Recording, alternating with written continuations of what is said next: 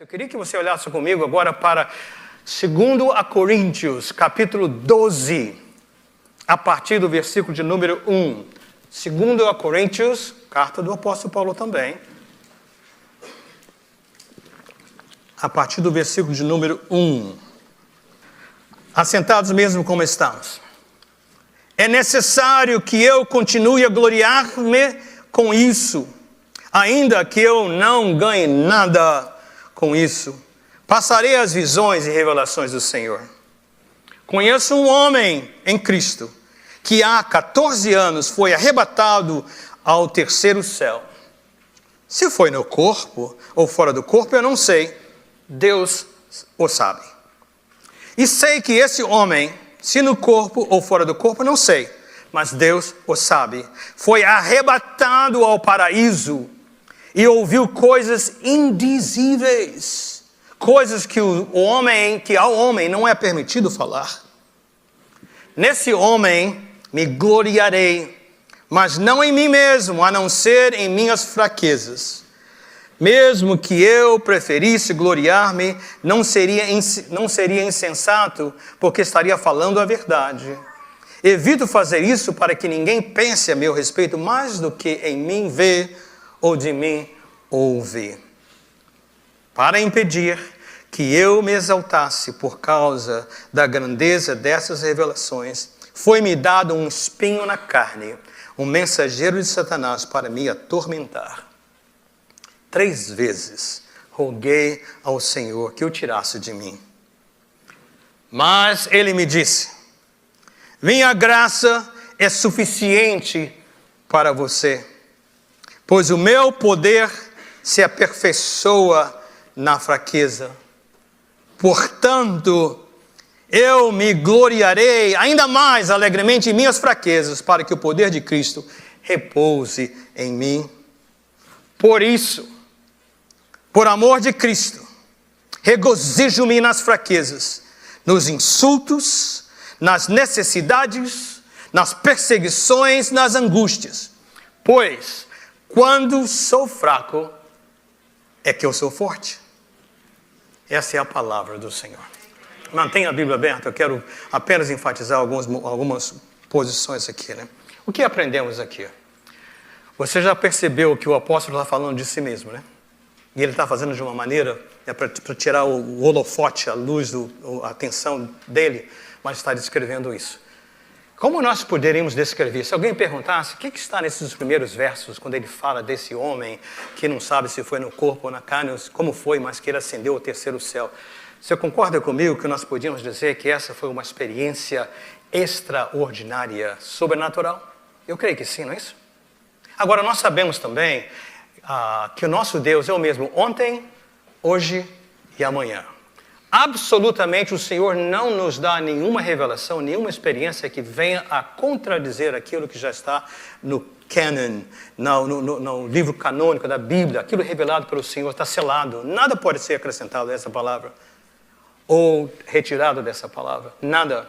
Porém o Senhor continua a nos mover, continua a nos visitar. E por vezes ele vem através de palavras proféticas, outras vezes através de chamados missionários ou não, ou através de sonhos e visões para nós. Então, a primeira colocação que eu queria fazer para você e levar desse texto é que o Senhor continua realizando, revelando coisas extraordinárias para nós, para você, para mim, para nós que confiamos em sua palavra. Deixe-me exemplificar isso de maneira pessoal. Cláudia e eu chegamos aqui nos Estados Unidos em 1973. Eu tinha 24 anos, ela tinha 20 anos, bastante tempo atrás. Pelos primeiros 4 anos, nós ficamos totalmente aqui na cidade de Rutherford, e também em Garfield, e também em Montclair, que eram os 3 lugares que nós estávamos navegando. Por quê? Porque morávamos ali, a igreja era em Rutherford, morávamos em Garfield, e a universidade lá em Montclair. Então, esse foi o nosso... Por 4 anos, nós não sabíamos da existência de nenhuma comunidade brasileira. Eu creio que não havia. A igreja que nós pertencemos era somente em inglês. Montclair State, naquela época, era college, hoje é universidade, era tudo em inglês. Então, era ou aprendia ou não aprendia. Não tinha meio termo. ou vai ou vai. Era assim. Olhando para trás, foi uma experiência extraordinária. Porém, e nós estávamos envolvidos. Eu me lembro com muito orgulho que, tendo chegado em 73, sem nem saber dizer hi em inglês, né? Em 1976, eu tive o privilégio de fazer para o pastor daquela igreja, interpretar um pastor brasileiro que veio. Imagine isso. O milagre de Deus. Muitos americanos que investiram tempo só me ensinando gramática, ensinando coisas, e depois na escola, professores, todos assim. Deus agiu de maneira extraordinária. 1977, alguém nos encontrou, uma família brasileira. Disseram, há uma cidade de Newark, não sei onde, nunca fui para esse lado, né? Naquela época eram poucos os brasileiros. As portas assim não haviam abertas ainda, assim, que era enxurrada de brasileiros, não tinha chegado ainda. Aqui era uma colônia portugueses, na sua maioria. Bastante portugueses naquela época. Mas para chegar ao ponto, o convite veio para que nós pudéssemos ajudar um grupo de jovens aqui nas 5 esquinas. A igreja que hoje é uma igreja luterana, naquela época estava em cima abandonado e embaixo havia uma igreja da Assembleia de Deus, Maranata, e haviam jovens. E eles nos chamaram para fazer o seguinte, precisamos de alguém que trabalhe com os jovens, porque nós não estamos podendo caminhar. Nós não temos como alcançá-los.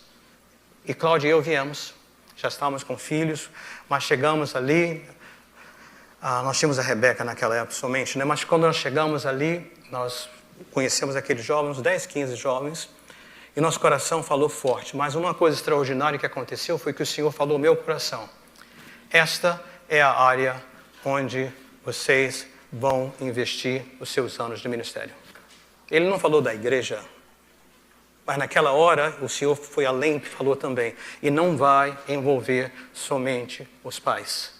Vão envolver os filhos da segunda geração. Esse ministério não pode, ele precisa ser feito em português, ele precisa ser feito em outras línguas, que seja, mas também ele precisa ser feito em espanhol. O importante é o seguinte, eu pensei, como é que eu vou comunicar isso, Cláudia?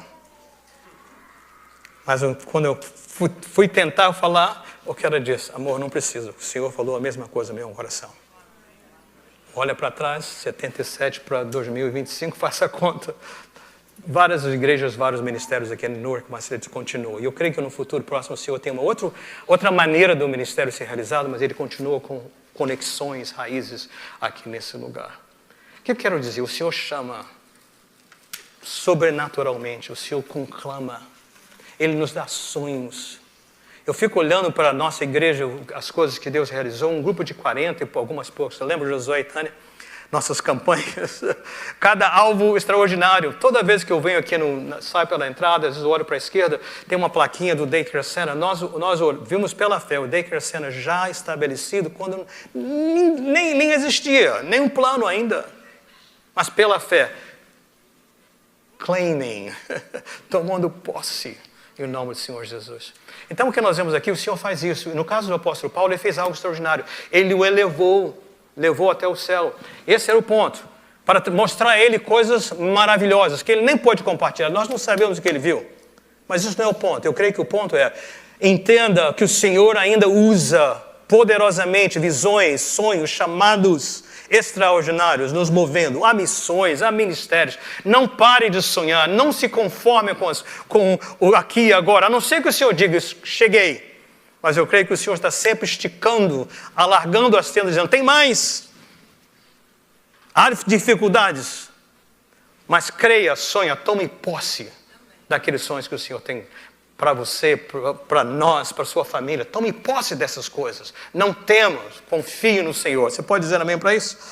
Então ele faz isso. Agora, segunda lição que nós vemos aqui. No caso do apóstolo Paulo, o que aconteceu? Foi tão maravilhoso que esse homem estava agora suscetível a algo que acontece com nós seres humanos.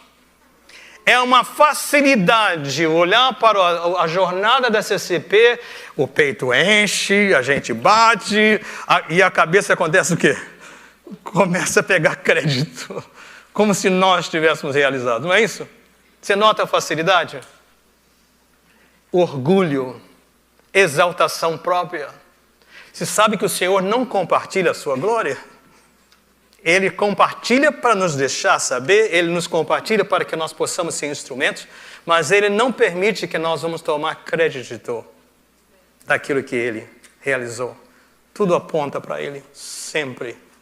E nós vemos que o Senhor como um pai amoroso. Pai, mãe, eu sei disso. Quando nossos filhos, você sabe disso, quando nossos filhos estão se portando de maneira indevida, o que nós fazemos? Nós disciplinamos, não é isso? Disciplina não é punição. O que nós fazemos? Nós fazemos algum tipo de correção para que possa voltar ao caminho, entender o propósito e não assumir e começar a pensar agora eu sou maior, nada disso. Então nós vemos isso acontecendo aqui com o apóstolo Paulo. Olha o versículo de número 7. Fica bem claro. Para me fazer o quê? Para me impedir que eu me exaltasse por causa da grandeza dessas revelações. Nós vemos que o Senhor usou aqui de disciplina com o apóstolo. E qual foram os instrumentos dessa disciplina? O instrumento, e qual foi nesse caso? Deus deu a ele o quê? Foi dar um espinho na carne, um mensageiro de Satanás para me atormentar. Está complicado o negócio aqui, né? Foi-me dado. Por quem? Por Deus, como Pai amoroso. Um mensageiro de Satanás. Como é isso? Mas vocês lembram, um exemplo clássico é o livro de Jó, não é isso? No caso ali tem aquela conversa, não vou perder tempo com isso, mas Jó é o assunto entre o Satanás e também Deus, e pedindo permissão, Deus, para testar, porque o Satanás estava dizendo, Jó só é fiel porque o Senhor dá tudo para ele. Testa esse homem e você vai ver que ele não vai aguentar. Então há esse aspecto. Então o que o Paulo estava passando agora, foi dado e permitido por Deus. E você vê isso. Se você olhar em Hebreus capítulo 12, encoraja que você faz isso, você vai ver que nós não gostamos de disciplina, mas o Senhor ama disciplina quem Ele ama, quem é dele. Então, por favor, faz isso. Dá um espinho na carne. Que espinho foi esse? Nós não sabemos. Eu creio que nos dias de hoje, quando às vezes nós nos exaltamos e queremos roubar o crédito, a glória que pertence ao Senhor, o Senhor pode nos colocar de volta no caminho, por exemplo, com enfermidades. Um diagnóstico inesperado. Quando você menos espera. E nós, infelizmente, nós temos tido tantas experiências assim, talvez não necessariamente de espinho na carne, mas sabendo da fragilidade da nossa vida. Perseguições. Graças a Deus que vivemos num país que, no sentido de reuniões e tudo mais, nós não somos perseguidos, mas é muita pressão, discriminação no geral. Mas olhando para o caso, ou enfermidades, como eu já mencionei, mas como eu leio no caso de Paulo, o que seria isso? Ele passou por muitas tribulações, muitas. Nesse livro mesmo, de 3 vezes, ele faz uma lista assim, extraordinária. Porém, eu creio que nesse caso do apóstolo Paulo, autores pensam isso e eu estou inclinado a crer isso também, que provavelmente era a questão da sua vista. O fato do apóstolo estar preso não o parou, continuou a ministrar. Como? Através das cartas. Você se dá conta que entre as cartas que ele escreveu na prisão e fora da prisão, ele escreveu 13 dos livros dos 27 do Novo Testamento. Imagine isso. Tremendo esse homem, com todas aquelas viagens missionárias. Mas nós vemos também nas cartas, se você olhar no final, diz assim, olha, estou assinando com a minha própria mão, com essas letras grandes. Porque estava chegando uma hora que ele não podia mais ele mesmo escrever. Ele precisava ditar para alguém para escrever. O Espírito Santo inspirava, alguém escrevia, ele ditava para aquele que escrevia. E ele só assinava no final. E em Gálatas também, o apóstolo Paulo falando com os membros da igreja da Galácia, ele diz o seguinte, eu sei que vocês, se possível, arrancariam os seus olhos para me dar. Então, há uma indicação que esse espinho na carne era a inabilidade de enxergar. Um homem ainda cheio de ânimo, pronto para ministrar o Evangelho. Então, isso atormentar era no sentido que é uma disciplina constante que vinha para ele. Então, eu creio que nós temos que olhar para essas circunstâncias, situações que nós estamos vivendo. Não é racionalizar tudo. Nós temos o direito de orarmos, temos o direito de falar, Senhor, não estou entendendo. Mas sempre há um propósito. Deus não desperdiça, como nós aprendemos na semana passada, nada. Né? Mas perguntar, Senhor, para quê? Por que isso está sendo permitido? Onde o Senhor está querendo trabalhar na minha vida? Todos nós fomos chamados por Deus, somos predestinados para sermos conforme a imagem do seu Filho. É o plano de Deus, Ele é a planta, Ele é o blueprint para que nós possamos ser igual a Ele. Ele vai fazendo isso em nós. Mas nós precisamos saber que quando as atribulações venham, parte da razão pode ser que o Senhor está moldando a gente. Precisamos perguntar a Ele, para falar para Ele como fazer isso. Então nós vemos revelações extraordinárias, coisas extraordinárias. Cuidado para não chegar à cabeça. E quando as aflições venham, vamos perguntar, Senhor, por que isso? Para que isso? O que é que o Senhor está falando? Por que o Senhor está fazendo comigo? Porque isso sempre vem de Deus. Então, esse espinho na carne. Mas também uma outra área que encaixa nisso é que o Senhor usou não só a disciplina do espinho na carne, é que Ele respondeu à oração de Paulo. Ele respondeu, mas não do jeito que o Paulo queria. Ele orou 3 vezes. Qual foi a sua oração? Senhor, remova o espinho na carne. E que foi que o Senhor disse? Não. Por quê? A minha graça se aperfeiçoa na fraqueza. Vamos concluir? Então, o que é que nós vemos aqui? Nós vemos que, puxa vida, pastor, 2 semanas de situações difíceis, né? Não para de sonhar. Deus tem planos extraordinários que quer revelar e quer usar você. Tome posse disso. Segundo, Ele como um pai amoroso, Ele pode apertar. Quando subir a cabeça, Ele vai dizer, wait a minute. O que está acontecendo? Para nos trazer de volta ao chão. Não para nos destruir, mas para que nós possamos corrigir o curso e estar com Ele. Agora, como é que nós podemos ser trabalhados aqui? Nós vemos o seguinte, orar ao Senhor. Esclarecimento. 3 vezes Ele orou. Mas o Senhor disse, não, eu tenho um plano para você. A minha força se aperfeiçoa na fraqueza. Mas qual é o ponto assim crítico que eu vejo? O Senhor revela, o Senhor disciplina, e agora também uma resposta precisa vir de mim. O que eu vou fazer com isso? Paulo podia dizer, puxa vida, já fiz tanto, já sofri tanto, paguei um preço tão alto, e agora o Senhor vem fazer isso comigo? Não, mas Ele não fez isso. Olha a resposta dele. Ele diz lá na segunda parte do versículo 9, eu sempre penso na Mônica quando eu penso em conjunções, né? Portanto, é uma conjunção. O que ele está dizendo? Portanto, à vista do fato de que o Senhor me dá coisas extraordinárias, mas para que eu não me exalte e perca o rumo, o que Ele faz? Ele me traz esse espinho na carne, essas cercas que me mantêm no lugar correto. E Ele vai dizer, portanto, olha a minha decisão, não é uma de rebeldia, nem de recusar, nem de se me chatear. Portanto, qual é a minha decisão? E a decisão dele é que eu me gloriarei, já que o Senhor não tirou, eu me gloriarei ainda mais, não resmungando, mas alegremente nas minhas fraquezas. Portanto, esta é a minha resposta, esta é a minha reação, essa é a minha decisão, à luz dessas aflições. Portanto, eu ainda me gloriarei nas minhas fraquezas. Para quê?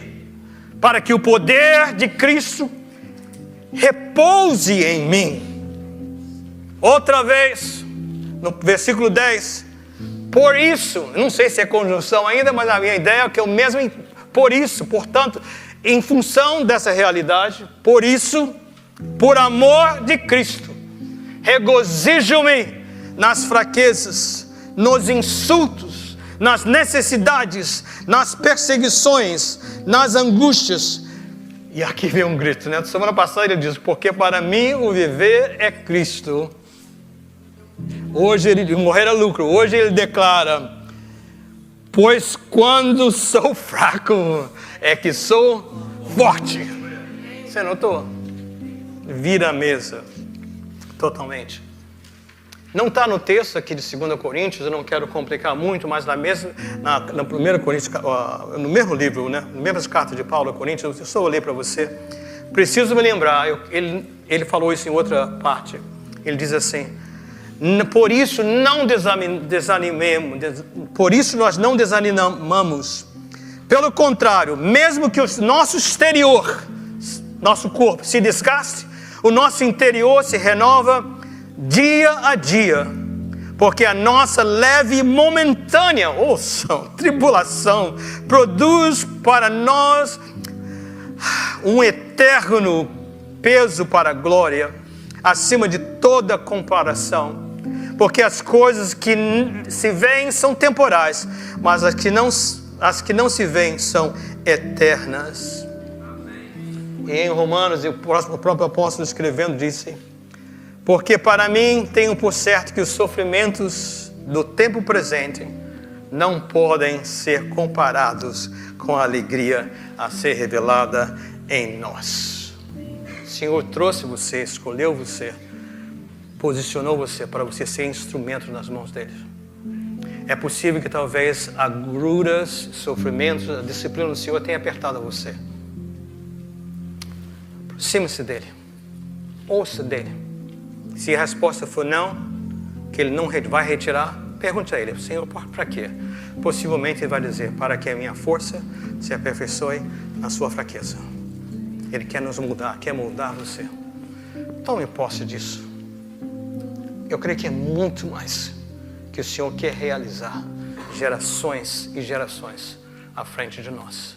Mas até que nos encontremos outra vez, há aquele que é poderoso para fazer infinitamente mais além do que pedimos em oração ou pensamos, conforme o seu poder que opera em nós.